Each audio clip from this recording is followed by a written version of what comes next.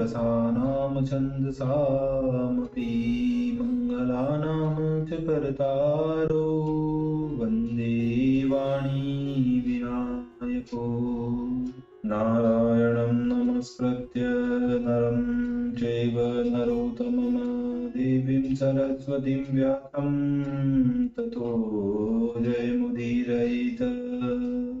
गुरुर्ब्रह्मा गुरुर्विष्णु गुरुर्देवो महेश्वर गुरुर्साक्षात् परब्रह्म तस्मै श्री गुरुवे नमः।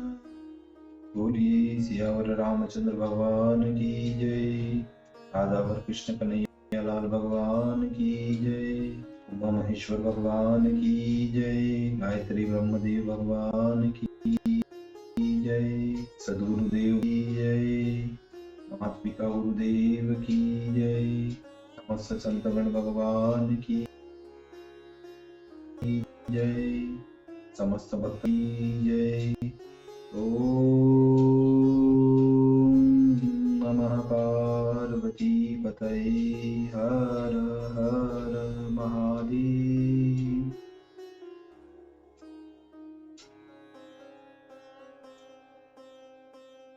तो मित्रों और आप सभी श्रीमद् भागवत कथा के रसिक जनों, श्रोतागण, अब तक हमने श्रीमद् भागवत कथा को क्रमबद्ध रूप से श्रवण किया है, पठन किया है, मनन किया है, कीर्तन किया है और उसी प्रकार भजन किया है। अब हम श्रीमद् भागवत कथा के 7वें स्कंद के 15वें अध्याय की ओर कथा को अग्रसर करते हैं। आप सभी श्रेष्ठ श्रोतागण, रसिक जन भगवान श्री राधा वल्लभ कृष्ण कन्हैया लाल के श्री चरणों में दृढ़ भक्ति रखते हुए कथा का श्रवण करें, कीर्तन करें, मनन करें, भजन करें। बोलिए राधा और कृष्ण कन्हैया लाल भगवान की जय। तो कहते हैं कि वर्णाश्रम की रीति सब मोक्ष धर्म को सार, भिन्न भिन्न वर्णन करो 15 माही विचार, 15 माही विचार। श्री नारद जी कहते हैं कि हे युधिष्ठिर, किसी ब्राह्मण की तो कर्मों में निष्ठा है, किसी की तप करने में निष्ठा है, किसी की वेद पढ़ने में निष्ठा है और किसी की वेद पढ़ाने में निष्ठा है, किसी की ज्ञान में निष्ठा है और किसी की योग में निष्ठा है। जो मनुष्य देव पितृ संबंधी कर्मों में अनंत फल का अभिलाष करें तो उसको चाहिए कि ज्ञान निष्ठा वाले ब्राह्मणों को श्रद्धा पूर्वक श्राद्धान्न देवें। जो ज्ञान निष्ठा वाला कहीं नहीं मिले तो और कोई जो श्रेष्ठ ब्राह्मण हो उसको यथा योग्य भोजन कराए। जिन ब्राह्मणों को निमंत्रित श्राद्ध में किया जाए वह विप्रवर सब प्रकार से श्रेष्ठ और शुद्ध होने चाहिए। विश्वदेव निमित्त 2 ब्राह्मण जिमाने चाहिए और पितृकर्म में 3 ब्राह्मणों को जिमाए। वरन श्रद्धा पूर्वक एक ब्राह्मण का जिमाना भी अच्छा है और जो अधिक धन हो तो फिर विस्तार करना चाहिए। देश काल के योग्य श्रद्धा, द्रव्य, पात्र, पूजन यह सब बहुत विस्तार करने से श्राद्ध में स्वजनों के जिमाने की इच्छा से श्राद्ध श्रद्धा पूर्वक नहीं हो सकता। देश काल सुंदर प्राप्त हो जाए तो श्री भगवान वासुदेव, जिनके देवता ऐसे मुनि अन्न जो मूंग, भात, पूरी, कचौरी, इमरती इत्यादि से श्रद्धा करके सुपात्र को जिमाए तो वह अन्न कामनाओं का पूर्ण करने वाला है और अक्षय फल का देने वाला है। देवता, ऋषि, पितर, जीव मात्र अपने देह और स्वजन लोगों का वह अन्न विभाग करके देवें तो ईश्वर के ही समान है। धर्म के तत्व को जानने वाला तत्ववेता पुरुषों को चाहिए कि श्राद्ध में मांस को नहीं दे और न आप खाएं। मुनियों के अन्न से परमेश्वर प्रसन्न होते हैं, कुछ पशुओं की हिंसा से परमेश्वर प्रसन्न नहीं होते।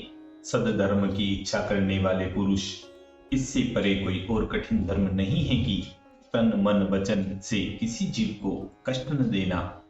आचार्य, यज्ञवेता, ज्ञानी कर्ममय यज्ञों को आत्मा के संयम करने वाले ज्ञानी दीप्त मन में सब चेष्टाओं को होम देते हैं। द्रव्य यज्ञों से जब यज्ञ किया जाता है उन यज्ञ करने वाले मनुष्यों को देखकर सब जीव थर थर कांपते हैं कि यह निर्दयी प्राण पोषक अज्ञानी इन सब जीवों को मारेंगे।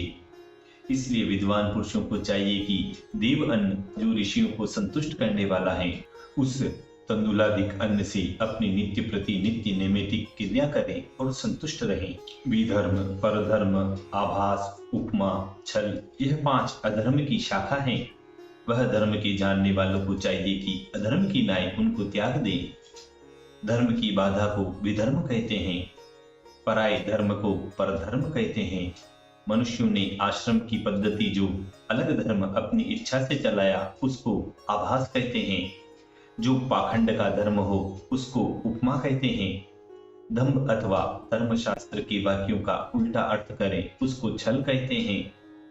धर्मशास्त्र के वाक्यों से जो निश्चय हो और तत्ववेताओं के स्वभाव के अनुसार हो, वह धर्म मनुष्यों को शांति देने वाला है। निर्धन पुरुष धर्म के अर्थ अथवा यात्रा अर्थात अपने निर्वाह के लिए धर्म की कोई अपेक्षा न करें, क्योंकि अजगर व्रती वालों को घर बैठे ही सब मिल जाता है। संतोषी, अचिष्ठावान, आत्माराम और निरही पुरुषों को आनंद प्राप्त होता है। वह लोभ से धन की चेष्टा करने वाले को और सब दिशाओं में घूमने वाले को कब मिल सकता है? जो सदा संतुष्ट चित्त है उसको सब दिशाओं में परमानंद है। जैसे कांटा, कंकर आदि बेचने वाले पांव में जोड़ा सुखदायक होता है। हे राजन, वह कौन सी वस्तु है जिस वस्तु से संतोषी पुरुष अपना कार्य सिद्ध नहीं कर सकता? और पदार्थों का तो कहना ही क्या है। केवल जल का पात्र ही लेकर जो उसके सामने उपस्थित हो तो उसी से अपना कार्य वह सिद्ध कर लेता है। और असंतोषी पुरुष उपस्थ इंद्री और जिहा की भोगार्थ श्वान के समान घर घर अपना अपमान कराता फिरता है। जो ब्राह्मण संतोष नहीं करता उसका इंद्रियों की चपलता के मारे तेज, विद्या, तप, यश सब नष्ट हो जाता है और ज्ञान तो किंचिन मात्र भी नहीं रहता। काम का अंत भूख प्यास के मारने से हो जाता है। क्रोध का अंत शत्रुओं को जीतने से हो जाता है, परंतु लोभ का अंत किसी प्रकार नहीं हो सकता। चाहे कुबेर का धन और उदय अस्त तक सब पृथ्वी का राज्य मिल जाए। हे राजन, बड़े बड़े ज्ञानी गूढ़ संदेहों के मिटाने वाले सभाओं के पति षडशास्त्री पंडित संतोष न करने से घोर नरक में चले गए। मनुष्य को चाहिए कि संकल्प विकल्प को त्याग कर कामनाओं को जीतें, कामनाओं का त्याग करके क्रोध को जीतें, धन को अनर्थ समझकर लोभ को जीतें और तत्व विचार से भय को जीतें, ब्रह्म विद्या से शोक मोह को जीतें, महात्मा पुरुषों की उपासना से दंभ को जीतें, मौन व्रति धारण करके योग के विघ्न रूप मिथ्या वार्तालाप को जीतें, शरीर की चेष्टाओं को त्याग कर हिंसाओं को जीतें। जिन जीवों से भय उत्पन्न हुआ हो उन्हीं से स्नेह करके भूतज दुखों को जीतें, देवकृत कलेशों को समाधि से जीतें, योग बल से जीवात्मा के कष्ट को जीतें और सात्विक भोजनादिक उपासना से निद्रा को जीतें, सत्व गुण से रज तम को जीतें, शांति से सत्व गुण को जीतें। यह तो प्रत्येक पदार्थ के जीतने के लिए भिन्न रीति के साधन कहें, परंतु संसार से गुरु भक्ति ही ऐसी बलवती है कि पुरुष उसके बिना प्रयास त्रिलोकी को जीत सकता है। हृदय में ज्ञान रूप दीपक के प्रकाश करने वाले साक्षात गुरु भगवान को जो मनुष्य अपने अज्ञान से मनुष्य के समान जानकर उनसे जो जो ज्ञान सुनता है वह सब हाथी के स्नान के समान है। गुरु रूप साक्षात भगवान प्रधान पुरुष ईश्वर हैं और योगेश्वर जिनके अचल कोमल चरण कमल को खोजते रहते हैं, उस गुरु को लोग संसारी मनुष्य के समान मानते हैं और परस्पर अज्ञानता से कुतर्क करते हैं कि गुरु भगवान कैसे हैं। इनके तो माता, पिता, स्त्री, पुत्र, सुहृद, बंधु सब हैं। जैसे हम हैं वैसे ही वे हैं, किंतु एक विद्या ही उनमें अधिक समझ लो। षडवर्ग अर्थात 6 इंद्रियों के जीतने के 6 ही उद्देश्य तत्ववेताओं ने कहे हैं। इंद्रियों के जीतने के पीछे भी जो उनसे ज्ञान, ध्यान, धारणा और समाधि का साधन न बन सका तो सब परिश्रम करना वृथा है। और देह को दुख देना ही है। जैसे वार्तादिक योग के अर्थ को सिद्ध नहीं कर सकती, वह सब वार्ता अनर्थकारी हो जाती है। पूर्त इष्ट इत्यादि जो अनर्थ बुद्धि करे तो करना वृथा है। जो पुरुष मन को जीतने की इच्छा करे तो सब परिग्रह से संग त्याग कर एकांत में बैठे, अकेला रहे और भिक्षा मांगने से जो कुछ थोड़ा बहुत अन्न मिल जाए उसी से अपना निर्वाह करें। हे राजन, पवित्र और समभूमि में आसन बिछाएं और उस पर सरल अंग करके बैठें और ओंकार का जप करें। प्राण अपान वायु को जीतें, पूरक कुंभक रेचक करके जब तक मन सब कामनाओं को न त्याग दे तब तक अपनी नाक के अग्रभाग को देखता रहे। महत विषयों के द्वारा घूमता हुआ मन जहां जहां जाए उन स्थलों से उसको लौटा कर लावें और धीरे धीरे उसको रोककर उसे अपने वश में करें। इस प्रकार अभ्यास करने वाले यति पुरुषों को थोड़े काल में ही निरंतर सुख प्राप्त हो जाता है। जैसे बिना काष्ठ की अग्नि शांत हो जाती है, काम के बंधनों से छूटकर सब वृत्तियों से शांत होकर ब्रह्मानंद को जो प्राप्त हो गया, फिर ऐसा चित्त कभी ईश्वर से पृथक नहीं होता। जो नर त्रिवर्ग अर्थात धर्म अर्थ काम को प्रथम तो त्याग कर सन्यासी हो जाए, फिर पीछे उसी त्रिवर्ग का सेवन करे, उन सन्यासी को ऐसे समझो कि पहले निगल कर पीछे फिर खा लिया और मानो थूक कर फिर चाट लिया। जिन पुरुषों ने अपने देह में आत्मा का स्मरण नहीं किया और यह देह क्रमी विष्टा भस्म समझा और वही फिर पीछे अज्ञानी बनकर इस शरीर को अपना मानकर और अभिमान में आकर उसकी प्रशंसा करते हैं। जो गृहस्थ अपने कर्तव्य कर्म को त्याग दे, ब्रह्मचारी होकर ब्रह्मचर्य धर्म को छोड़ दे, वानप्रस्थ होकर नरक में वास करें और सन्यासी होकर इंद्रियों के भोगों को भोगें, वे लोग दोनों लोकों में जाते रहते हैं। वे कहीं के नहीं रहते, उनको पाखंडी समझना चाहिए। वे लोग सब आश्रमों के नाशक हैं और सच्चे आश्रमों का अनुसरण करते हैं, परंतु उनसे शत्रुता रखते हैं। नारद जी बोले कि हे पांडुकुल मुकुटमणि, देव माया से मोहित इन मूर्खों पर दया करके इनके मन की अभिलाषा पूर्ण करनी चाहिए। जो जन अपने आप को परब्रह्म समझकर विषय वासनाओं से निर्वृत्त होते हैं, फिर वे किस लिए लोलुप लंपट बनकर शरीर का लालन पालन किया करते हैं। मुनि लोग शरीर को रथ रूपी कहते हैं, उसमें इंद्रियां घोड़े हैं और चंचल मन उसकी बागडोर हैं। शब्दादिक मात्र उस रथ के चलने का मार्ग है, विषय वासना उसके पहुंचने के देश देशांतर हैं। बुद्धि उसकी हाँकने वाली सारथी है और चित्त उसका बंधन है। यह अद्भुत रथ ईश्वर का बनाया हुआ है। 10 प्राण अक्षय धुरी रूप हैं, धर्म और अधर्म 2 पहिए हैं, जीव अभिमानी उसमें चढ़ने वाला है।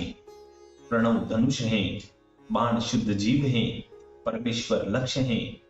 राग द्वेष लोभ शोक मोह भय मद मान अपमान निंदा माया हिंसा मत्सरता रजोगुण प्रमाद भूख और निद्रा आदि रजोगुण तमोगुण प्रकृति तो इसके बेरी हैं। परंतु किसी समय पर परोपकारी सत्वगुण की प्रकृति भी वेर भाव करने लगती है। जिस समय तक यह नर शरीर रथ के इंद्रादिक अंग और आत्मा अपने वश में है, उस समय तक गुरु महात्मा के चरणारविंद की कृपा से कृष्ण ज्ञान रूप खड़ग लेकर और भगवान का बल लेकर सब वेरियों को मारकर प्रसन्न और शांत हो परमात्मा की शरण लेकर मोक्ष रूप यश का प्रकाश करें।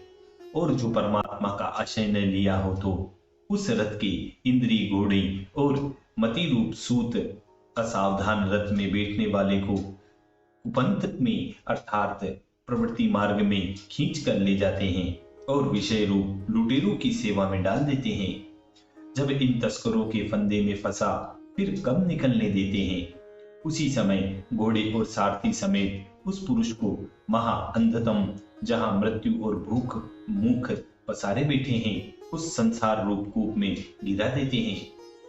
वैदिक मत वालों ने 2 प्रकार के धर्म कहे हैं, एक तो प्रवृत्ति मार्ग और दूसरा निर्वृत्ति मार्ग है। प्रवृत्ति मार्ग से तो संसार में आना जाना होता है और निर्वृत्ति मार्ग से मोक्ष को प्राप्त हो जाते हैं। हिंसक यज्ञ, काम्यक यज्ञ, द्रव्यमय यज्ञ, अग्निहोत्रादि ये सब बलिदानिक जो कर्म हैं वे सब पदार्थों के उपयोग से होते हैं, उन्हीं को इष्ट कर्म कहते हैं। और देवालय, बाग, कूप, तड़ाग आदि जो कर्म हैं उनको पूर्त कहते हैं। यही कर्म सकाम किए जाए तो प्रवृत्ति कहलाते हैं। द्रव्य यज्ञ का सूक्ष्म फल होता है। द्रव्य यज्ञ करने वाला मनुष्य चरु और पुरुडाशा आदि के किंचन मात्र से उत्पन्न हुए शरीर को धारण करके धूम के देव के समीप जाता है, वहां से रात्रि के देव के सन्मुख जाता है, वहां से कृष्ण पक्ष के देव के निकट जाता है, वहां से दक्षिणायन के देव के पास जाता है, वहां से सोम के लोक में जाता है।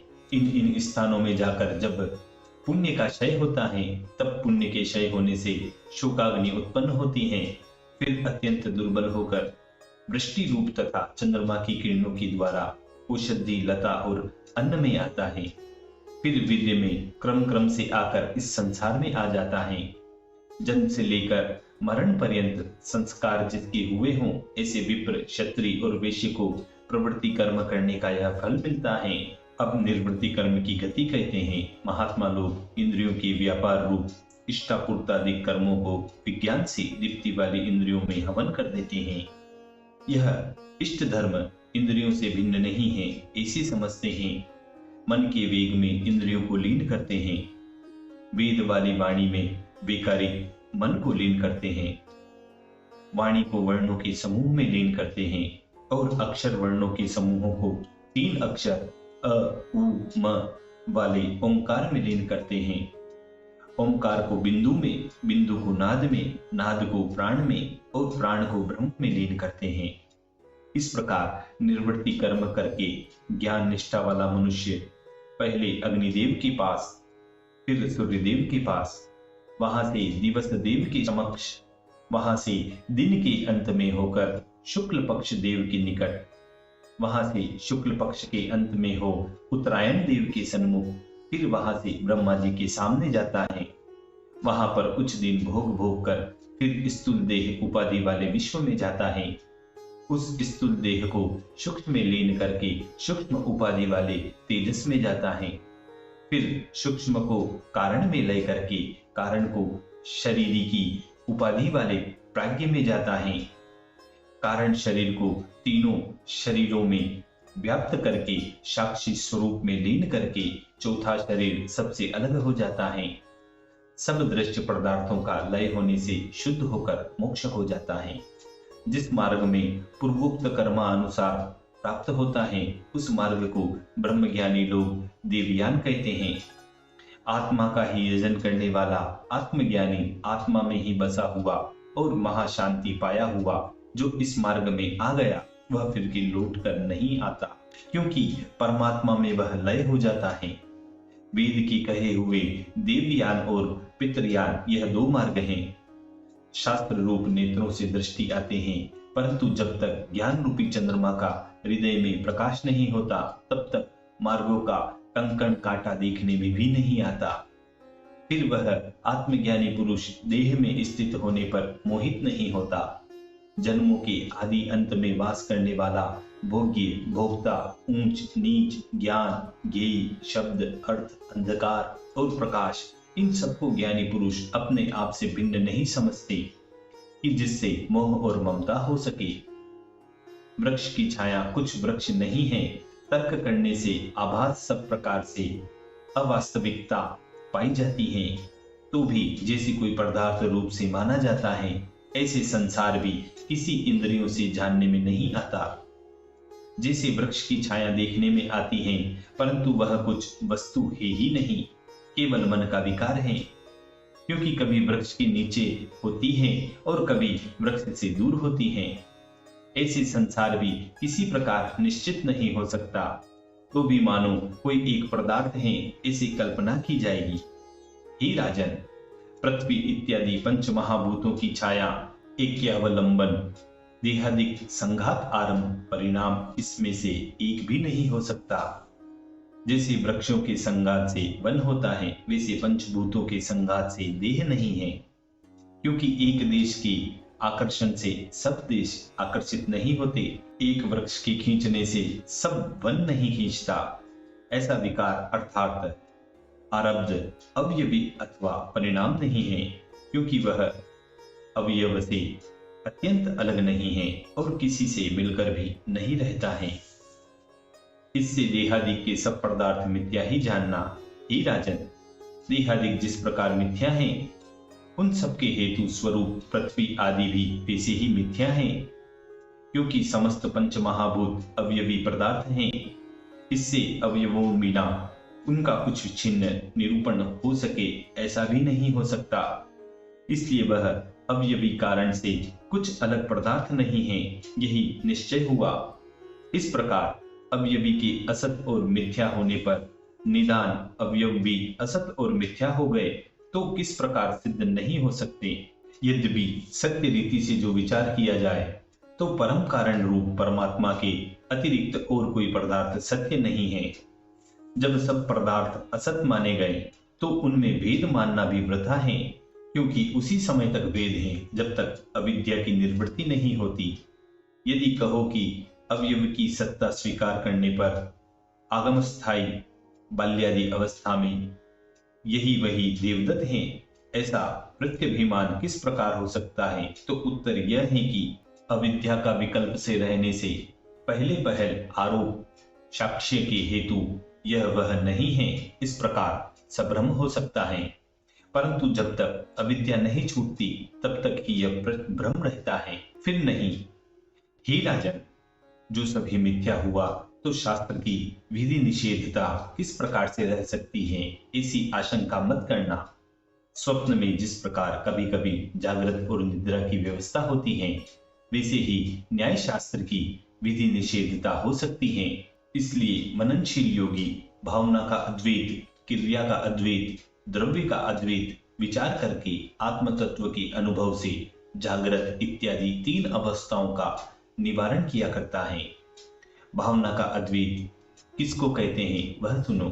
जैसे वस्त्र कोई पदार्थ नहीं है, उसका मुख्य पदार्थ सूत है, ऐसे ही जागृत अवस्था कोई पदार्थ नहीं पर ब्रह्म ही मुख्य पदार्थ है।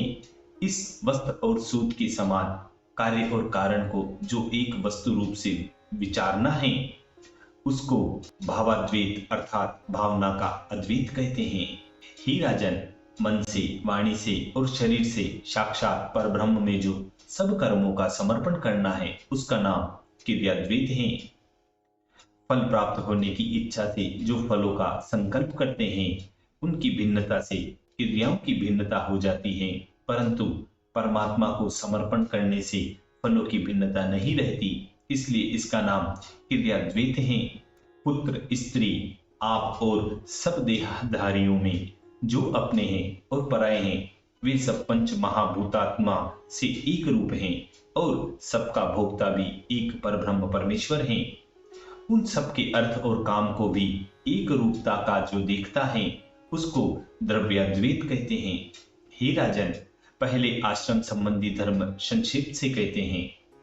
जिस यत्न से, जिसके पास से, जिस स्थान पर, जिस द्रव्य का, जिस मनुष्य के लिए शास्त्र ने निषेध नहीं किया, उस यत्न से, उसके पास से, उस स्थान पर और उस द्रव्य से वह मनुष्य वह कर्म करे, और जब तक आपत्ति काल न हो तब तक कर्मों को न छोड़े। हे राजन, पहले कहे हुए कर्म और वेदोक्त कर्म अथवा भगवत भक्ति करने से मनुष्य घर में बैठा हुआ भी परम पदवी को पा सकता है।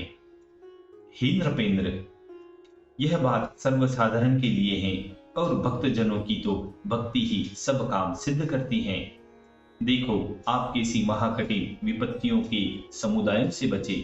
यह सब वैकुंठ विहारी कृष्ण मुरारी का ही अनुग्रह था और उन्हीं के चरण सरोरूह की सेवा का प्रताप था, जो आपने अनेक दिग्विजय किए और सब दिशाओं में अपनी जीत का डंका बजाकर दिग्गजों को जीतकर बड़े भारी भारी यज्ञ किए हैं। अभिमान और महात्मा पुरुषों का अपमान करने से भगवान की सेवा छूट जाती है और उन्हीं के अनुग्रह से सब काम सिद्ध हो जाते हैं। पिछले जन्म का मुझको अच्छा स्मरण है कि गत महाकल्प में मैं उपवहरण नामक एक गंधर्व था और सब गंधर्व मेरा अत्यंत आदर सम्मान करते थे। रूप, सौंदर्य, माधुर्य और सुगंधि के कारण से सब मनुष्यों को मेरे दर्शन की अभिलाषा रहती थी और स्त्रियों को मैं परम प्रिय और कौमुदीपन करने वाला था ही, परंतु मुझसे बढ़कर संसार में कोई लंपट और लबार नहीं था। एक समय देवताओं के समाज में भगवान वासुदेव की गाथा गाने के लिए प्रजापतियों ने अनेक गंधर्व और अप्सराओं को समूह के समूह वहां बुलाए। उस समय में भी सुंदर सुंदर स्त्रियों को अपने संग लेकर गाता बजाता वहां पर पहुंचा। मुझको देखकर प्रजापति महाकुपित हुए और अपनी शक्तियों से मुझको शाप दिया और यह कहा कि तूने हमारी अवज्ञा की, तू बड़ा निर्लज है, इसलिए तू नष्ट होकर अभी शुद्र योनि में जाकर जन्म ले। शाप देते ही मैं तनु त्याग कर दासी पुत्र हुआ और जन्म से ही महात्माओं की सेवा और उनकी सत्संगति के प्रभाव से तीसरे जन्म में आकर मैंने ब्रह्मा जी के घर में जन्म लिया। पाप का विनाश करने वाला गृहस्थ लोगों का धर्म मैंने आपके सामने वर्णन कर दिया। जिस धर्म के करने से गृहस्थ लोग बिना परिश्रम परम पदवी को पहुंच जाएंगे, जिस पदवी को सन्यासी लोग जाते हैं, हे राजन, मृत्यु लोक में तुम बड़े भाग्यशाली हो, क्योंकि तुम्हारे घर त्रिलोकी के पवित्र करने वाले महात्मा लोग चारों ओर से आते हैं और मनुष्य अवतार धरकर साक्षात आदि पुरुष अविनाशी श्री कृष्ण चंद्र आनंद कंद यहाँ विराजते हैं। यह आदि पुरुष अविनाशी जिनको मुनिजन समाधि लगाकर खोजते रहते हैं और उनके ध्यान में नहीं आते, वे श्री कृष्ण आपके परम मित्र ममेरे भाई आत्माराम, परम पूज्य जगत गुरु, आपकी इच्छा अनुसार कार्य करने वाले, आपके साथ दिन रात रहा करते हैं। वह मोक्ष संबंधी आनंद के सुख का अनुभव कराने वाले यही हैं।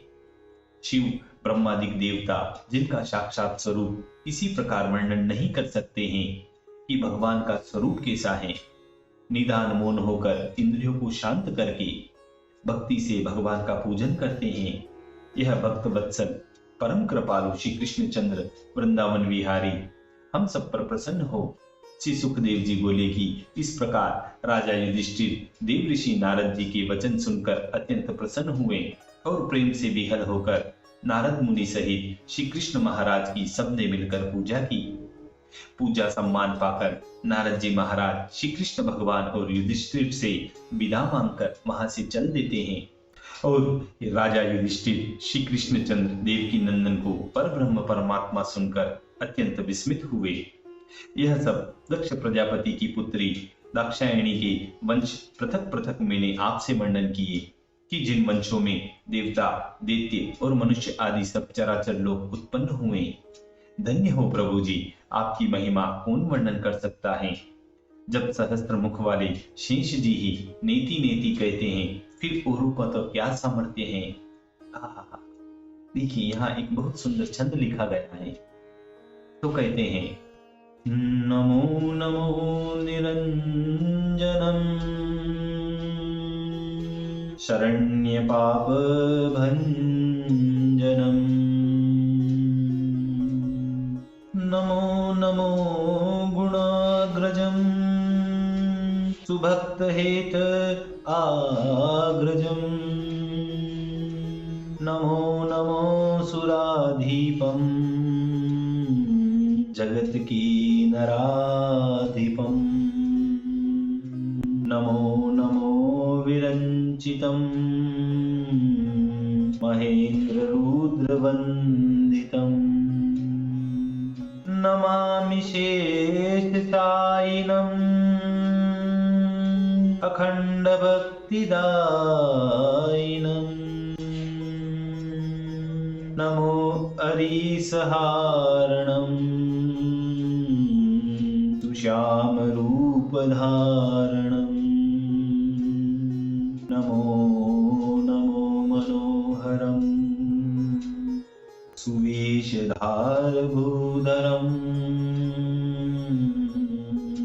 नमो नमो चतुर्भुजम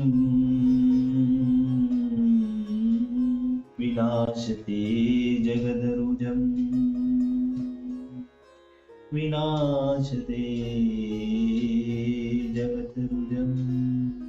इसी मधुर संवाद के साथ श्रीमद् भागवत कथा के सप्तम स्कंद के पंचदशो अध्याय 15वें अध्याय की पूर्णता व समाप्ति होती है और इसी के साथ श्रीमद् भागवत कथा के 7वें स्कंद की भी समाप्ति होती है। इति श्री सप्तम स्कंदः समाप्तः। बोलिए श्री कृष्ण कन्हैया लाल भगवान की।